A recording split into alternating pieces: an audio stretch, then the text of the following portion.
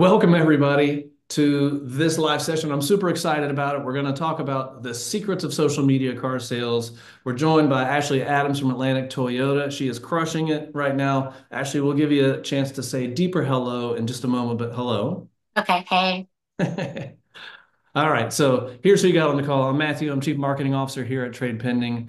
Ashley, working in product specialty at Atlantic Toyota, also known as selling cars, and she's pretty darn good at it.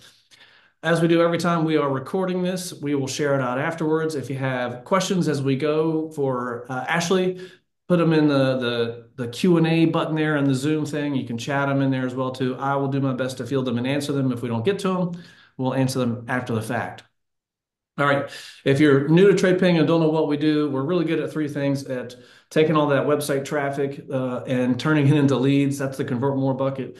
We make it easier for your sales team to sell. That's the selling more. And we also help you grow your service business. I'm not going to pitch you on all the products right now. If you don't know what we do, you should check it out. Let's keep going here with this webinar. And if you're not following along, we're going to talk about video today. If you're not following along Trade Pending on the socials, you should follow us because we're putting out a ton of both entertaining and informative and thought leadership content there. And that's me. We're also talking about video today again. And if you're not part of our Dealership Video Academy yet, you should join, scan that thing right there. It is a early yet growing community where we're just bringing together people who actually are using video in dealerships to talk about best practices, tips, tricks, what's working and what's not. And with that, we'll come back to the other slide here in a minute. I'm going to stop sharing my screen and let's kick it over. Ashley, welcome. Thank you for joining us today. I'm so excited to be here. Thank you for having me. You are very welcome. All right, so I've got my notes here. Let's get rolling. Ashley, how did we end up here today? What's your background? How long have you been in automotive? Spill the personal secrets there, Spill the tea. your I career. definitely will. Yeah. So I've been selling Toyotas since 2018. So I think like most car salesmen, I didn't like wake up one day and dream of being one. I just kind of fell into it. I started out as a part-time receptionist and eventually I got into sales and I never looked back. So super happy with my career choice. Wonderful. We're talking about social media today. What do you do on social media? So in reference to social media, I just post things that I find funny, entertaining, and informative. I started out just because I was simply bored doing the same thing over and over again for years. So it definitely brought excitement into my life, and more importantly, it brought me a lot of opportunities. So I'm happy to do it. Did you have a creative itch that you've always needed to scratch? I think I've always been like creative, but I feel like because like I never do anything exciting, so I feel like it's just become a hobby as well. So I definitely enjoy like creating for sure. Got it. And so when we're thinking about social media, give us the detail on what you're actually doing there. What does it mean for you to do social media? In reference to doing social media, I personally think that, like we talked about, definitely lets out your creative side. It breaks up the mundane 9 hour, 10 hour days that you have doing sales. There's a lot of downtime, so why not use that downtime to create, bring opportunities, and educate others and entertain too. So yeah, I think I entertain more than I educate, to be honest. Right, right, right. So how do you think about that entertaining versus educating? Are you intentional about having a balance of things, or is it just whatever pops into your mind at any given moment? So I think you definitely need a balance because I think that like the funny short form content is going to like attract people to your page. But the education and what you're actually putting out there is what's going to make people stay and actually like grow your page. So I think both are definitely important. Got it. So give us some examples of things that you've done that you would consider entertaining and some that are more educational. So I feel like when I first started doing social media, I used to like, hey, like if I was buying a car, how would I do it? Like things to look out for in a used car, like how to negotiate a new car. But honestly, I kind of got away with it because I got a lot of comments like, "Oh, you're a salesman. Why would we listen to you?" So it got annoying. I know a lot of people appreciate it, but I kind of got away from education, I'll be honest. In reference to entertaining, I personally think I'm funny. So I feel like anything that I put out there is funny as well, if that makes sense. So I don't really think too much about like funny or like entertainment content. Right. So can you only be successful if you're funny?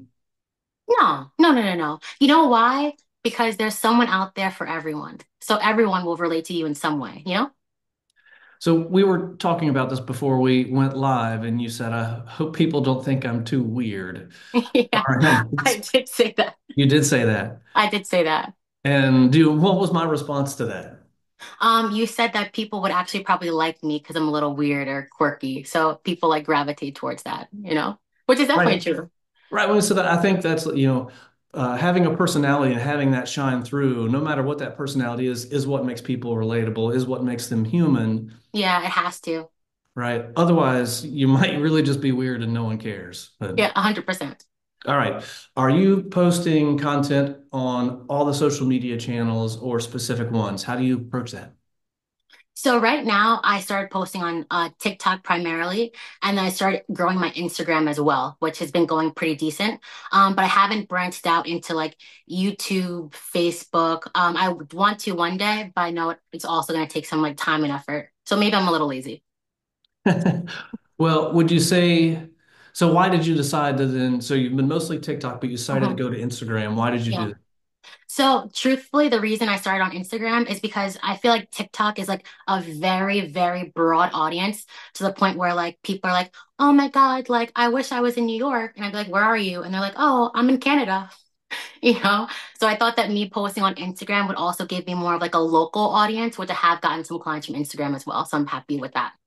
Got it. Tell us about how you approach building a cadence of content.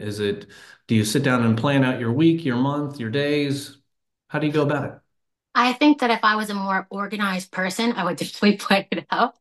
But I don't consider myself organized at all. I'm more of like an organized like mess. Like I know where everything is in my own way. So I really just post what I feel like posting. I try to make sure I'm posting something at least every day. But even if I don't have any like new content, that's where I'll do like my day in the life content, which I think has been going pretty well. Got it. And so what's the size of your audience on TikTok and Instagram and anything else that's worth mentioning? Yeah, worth mentioning.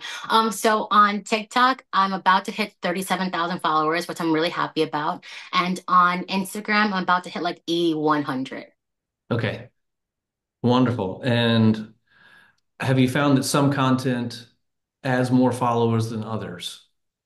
Mm, I don't think so. I think it's always just like what people gravitate to. Like, for example, I think there's tons of creators out there that I enjoy, but of course, I relate to some more than others. So I think it's really like who's watching your content will grow your following differently. Right. So when you think about who's watching your content, do you ever dive into the analytics of TikTok and have a sense of who makes up your audience? Yeah, I do. I was actually like really curious about it, not just to figure out like where most of my followers are, but also like who really was watching. So I remember when I first started when I first started making content, I had like a majority women like following me, and like I knew that I was doing well when I got caught the interest of men as well without doing anything like crazy. You know what I'm saying? So the fact that Hmm. it's like a mixed audience, it's really like half and half almost. So I'm pretty proud of that. And do you ever think about creating content for specific segments in your audience? Not really. I think because if I did think about that, that's like a lot to think about. I already got so much going on, you know? I think you said it well earlier. Like you're making things that you want to do and that you want to see, Exactly. and you're fortunate and you're also good at it that like Thanks. other people want to see that as well Yeah. too. I think before you go, I think it's really important when you want to post content or get on social media, I think you have to think about the reason why you follow people or like content that you like watching. Because I think no offense to anyone, but I think a lot of people make content, but a lot of it's just like boring. Like it wouldn't like catch my attention at all. So like you have to make things that you yourself would want to watch. And if you wouldn't want to watch it, trash it, garbage.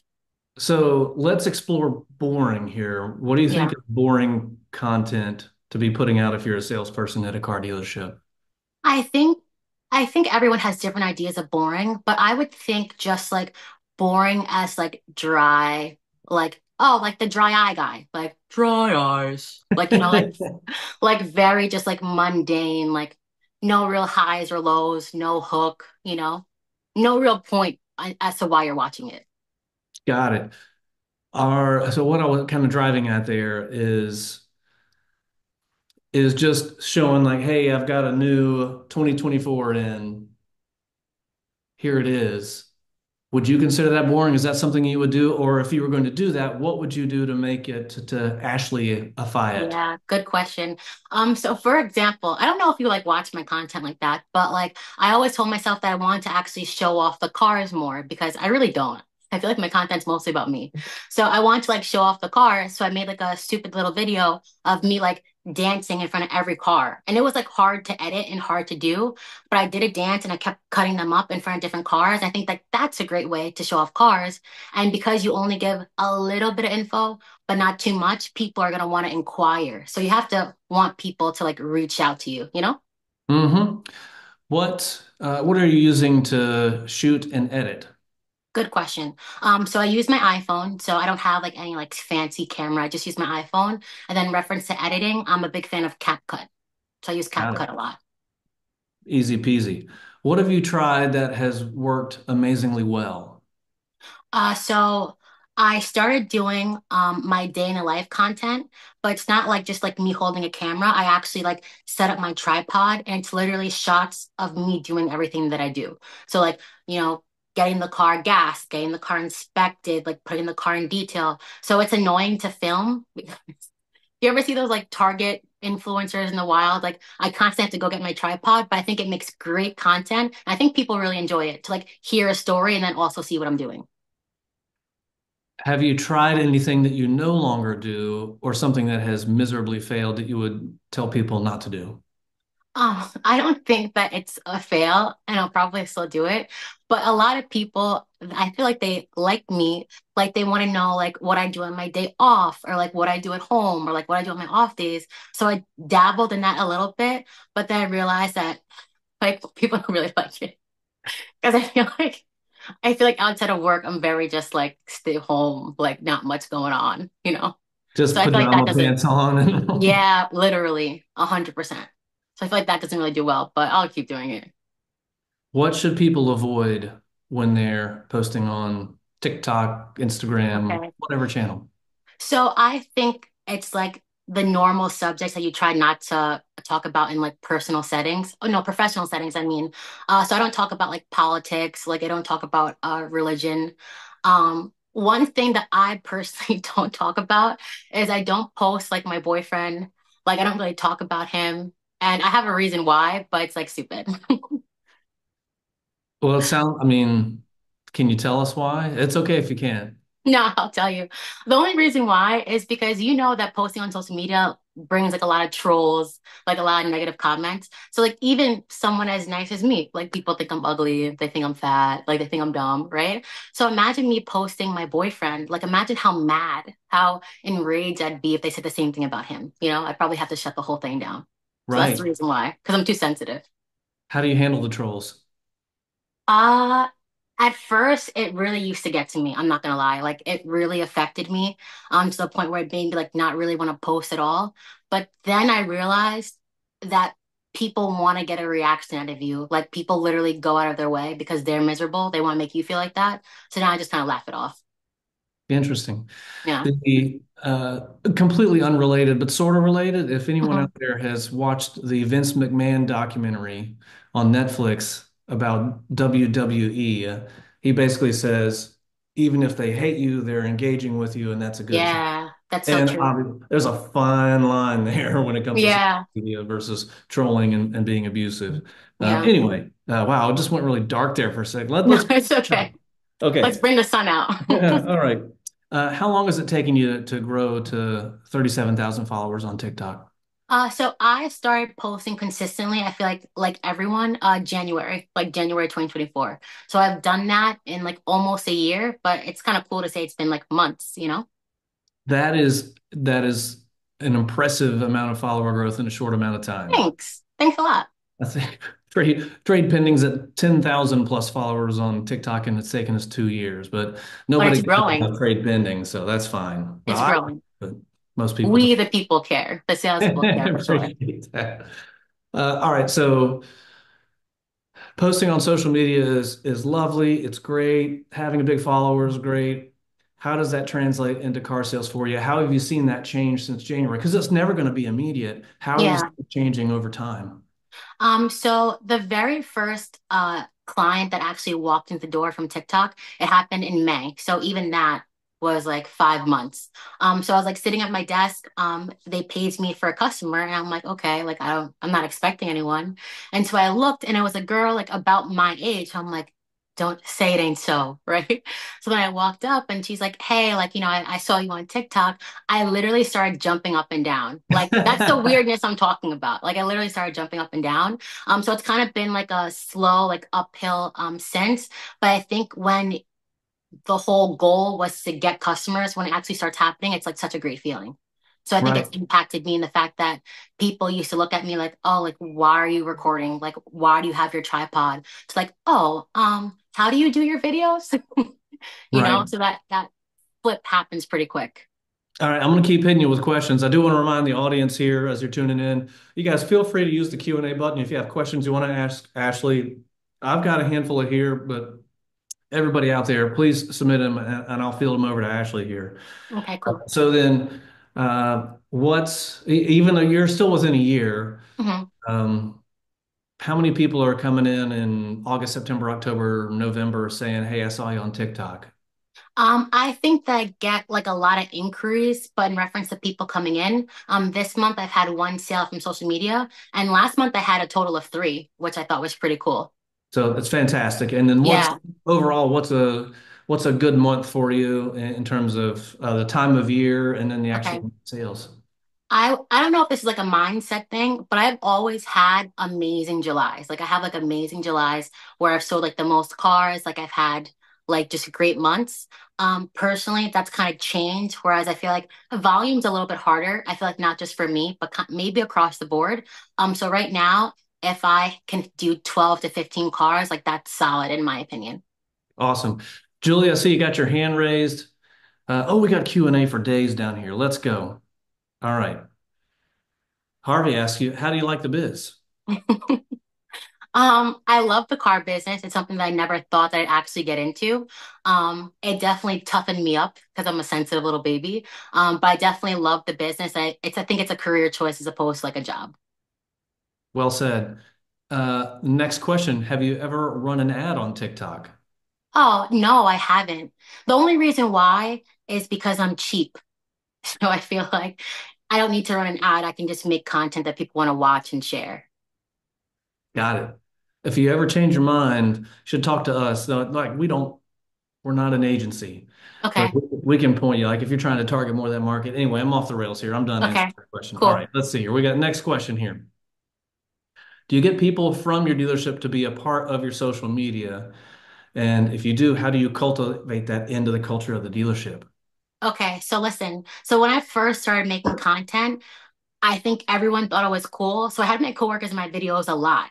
But then I feel like when my TikTok started to like blow up, quote unquote, and like more people were watching it, I don't know if people were hesitant to jump in or I was just like, I don't need anyone else. So it's not something I do often anymore. But if I have like a little idea, like people are down to jump in 100%. Awesome. Yeah. And if usually I always try to avoid people not to try to do acting in there. Uh, Yeah. most people aren't great at acting. If you're yourself, that's a whole nother thing. All right. Yeah. Similar question, which we've answered. It was about paying for boosting for TikToks or Instagram Okay. posts, and you don't do that, correct? Yeah. All right, cool. Have you been using stories on TikTok and Instagram? Do you see any benefits in using stories? If I'm gonna throw up a story, it's typically because I think I look cute or something, and I want to take like a cute little selfie. But I don't really use stories. On Instagram, sometimes I'll do like those little polls, but also it's just something that I find entertaining because I want to see what people are thinking. Like I'll do polls like, oh, like is your car insurance higher than your car payment? Which people think is bonkers, but it happens a lot. Hmm. So I think it's also to like bring awareness to things that people don't think. Yeah, I also only do stories if I'm feeling cute for that day. So I'm right there with you. All right, next question. Where can people find you on TikTok? Oh, nice. Thanks for asking. So my username is Ash X Autos. Spell that out for us. Oh, it's ASHXAUTOS. Ash Yeah. X Autos. There you go. Thanks for asking. Good job, Julia. Thank you for hitting that one Mm. up there. All right. Let me make sure I read this one right here. All right. Let's go here. A GM of a dealership asks they have a young and artistic social media coordinator for all of their social media postings. Okay. Have anything that you would suggest that she does for the dealership? I think that if you want to make engaging content, you should also pay attention to like what sounds are trending, kind of like what's going viral. But you should also make sure that you make everything your own. Like you never want to like copy anyone else's content like directly because I feel like people will call you out on it, you know? Yep. How does one go about finding trending sounds in music? I think that you yourself has to be engaged in like what's going on, like on the platforms that you're looking at. But you know what else is important? I feel like you should also follow like creators in your niche. So like for Yep. example, if you're trying to post like dealership or like car sales content, like you should definitely follow me. Right. Who else do you like to follow in Oh, industry? so I love Russ Flips Whips. I just did like a podcast with him, so I think he's great. I like Keyshawn sells cars. Sean sells cars. There's a bunch of people that I like. Oh, you know who's great? Ben's with bow ties. Yeah, I think that Ben. Do you know who Ben's with bow ties is? I don't. Okay, so Ben's with bow ties is actually, I think he's a GSM at a Mercedes dealership. I think he's in Ohio, but he posts like a different type, like a it's just like a from a manager perspective. Goat for real too. There's a lot of people that are great, I think, and everyone's different in their own way. Awesome. We might have to get that list from you. Yeah, yeah, yeah, sure, for sure. All right. Next question. Trying to get over the fear of TikToking in front of a formal sales floor. How did you get over Um, that fear of people watching? I think I still low key have the fear. I'll be honest. Like low key, the fear is still there. I have like a huge dealership. So I first started, I would go all the way to where like no one really is. It's like where our used car showroom used to be. So I used to film over there. But I think that you just gain the confidence like as you go. But I think it's a hard thing to get over, but like you will if you just like practice at it. There is no other cure for that than just the repetition of doing it. Yeah, When we do exactly. our man on the street interviews, I go out in the streets here in Chapel Hill and I stop strangers on the street and ask With them your questions orange about the mic. car business. And the first couple times I was terrified. Yeah. Then Are you better it with it just makes me now? nervous thinking about it. But Yeah, it's true. But uh, yeah, practice is perfect. indeed, do you have the support from your dealership with social media? Who asked that? Anonymous attendee. So, I'm gonna be honest and I'm gonna say no. Yeah, I'm just gonna say no. I think that my personal dealership is more of like an old school type of dealership. So I feel like even when there's proof that social media works, it's just not something that they primarily focus on or will like add like support with. So how do you So, navigate that? I think that's one thing that like I wouldn't say that it upsets me, but I feel like it's like bothersome because I feel like something that actually does work, like 100% it works. And I'm proof that it works because people are coming in to see me from social media. Um, I don't even know how I navigate it because it just bothers me. All right. Yeah, sorry. We'll move on here. That's fine. Thanks. But I really appreciate the resilience and just the stick-to-itiveness of Yeah. continuing with it because you see the benefit of it in your own career. Yeah. I think that if I had like more support, like I don't even know what I'd be able to do with my content, you know? I think that would be like a driving force, but maybe with time, like that would help. All right. I'm going to see if I can answer. Da, da, da. All right. Have you ever gotten a fake client because of social media since you share where you work? Okay, that's a great question. So I remember I actually like a link in my bio, I made like this calendar where people could like make an appointment to come and see me. Because a lot of people from social media, they just kind of pop up. And I didn't want that to happen. So I said, look, you make an appointment. And then I was so excited because I got my first appointment. And then I was looking at like the name and you know like some like those stupid names like oh like Ben Dover or like I actually realized and the number was like 516 123 4 like and I was like so that was like defeating and then one time I had this girl come in like shout out to her But just how the conversation was going, I felt like she just kind of wanted to meet me, which I thought was cool, but also a little like, You're like, oh, like, why'd you come? this is at my job here, folks. Yeah, exactly. Like I take this seriously. So that those are only two like instances that that's happened. What's the most powerful type of video that you send to customers? Walk around videos for sure. I just think that one, it's more personable because they know that you're doing it for them. And just like when you're meeting a customer in real life, you can focus what's important to them. Like, let's say safety is really important. You can talk about the safety features. Or if they're looking for something more sporty, you can point out like the rims and the grill, like things like that. So I think that walk around videos are the best to send to customers.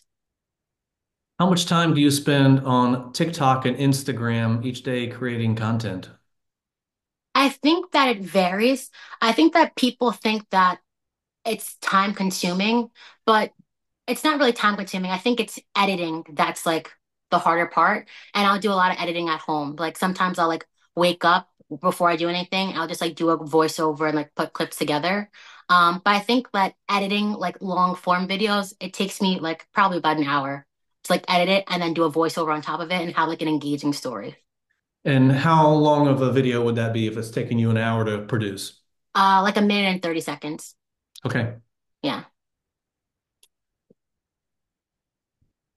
How much of your content do you film in advance, and how do you stay consistent in posting? Do you have a process? Great question. Uh, So posting in advance, I don't really have like my drafts filled up where like even if I don't feel like recording, I can just post. So I'll be honest with that. When it comes to staying consistent, I feel like it's like working out. Like you have to have the discipline to be consistent. I haven't figured out in the gym, but I feel like I figured out with content. I mean, You know? do you say to yourself every day of the week, I'm posting something today, or is it Monday through Friday, or where do you go? That's a good question. So even like, let's say I'm going to do like day in the life content, it's really just making the effort to say like, okay, I'm going to record something, even if it's to post tomorrow. So that's really like what it is. And also, if you guys want to start doing social media, you also have to always look your best. I don't even have like bummy days anymore, you know? So I always have to look nice in case I need to make a video. So just know that too. Which platform do you think is better for a dealership? I think TikTok for sure. I just feel like TikTok is like a larger audience, but then it's easier to convert those same people from TikTok and now make them like Instagram followers as well. But I think that if you want to grow, I just feel like TikTok is the fastest way to grow, me personally. I'll add on to that too, that if you know in your market or amongst your friends that one particular social media channel is more influential than another, Mhm. or you're more comfortable with it, Yeah, do that, right? yeah, for sure. If you feel like you and all of your 65-year-old friends are going to be on Facebook and not on Yeah, TikTok, do that's, I was gonna say that. That's so true. Because every social media platform, I feel like gives you like a different audience. So you kind of have to be mindful with that as well. Because some things I post on TikTok, I will not post on Instagram. Got Like, it. yeah. All right, we're getting close on time here. We've got a Okay. couple more questions here. We'll go through them as quick as we can, rapid fire. Do you see yourself living off of social media sales at any point? No. Oh, you want me to keep going? I thought we were doing rapid Yeah, come fire. on, give a little bit Sorry. more detail. I Why just not? feel like sales in general, social media can just kind of be like inconsistent. And I would always want to have like steady income, like AKA a job. But I don't think I could be like just a full influencer personally. How would you encourage younger generation to use social media like Benson Bowties does with his team? Oh, nice. Someone watches. I just think that you have to get over the fear and just do it. I think a lot of people are don't do social media because they're afraid of like putting themselves out there. Oh, like what will people think? What will the people I know think? Like, what about the people I went to high school with? Like, who cares? Like, you just have to like get over it and just do it. Got it. And last one that all that we have time for today. If we didn't get to your question, I'll connect you with Ashley directly. She can answer them for you. How did you learn TikTok? Trial and error, or did you watch YouTube on how to do TikTok? How was it?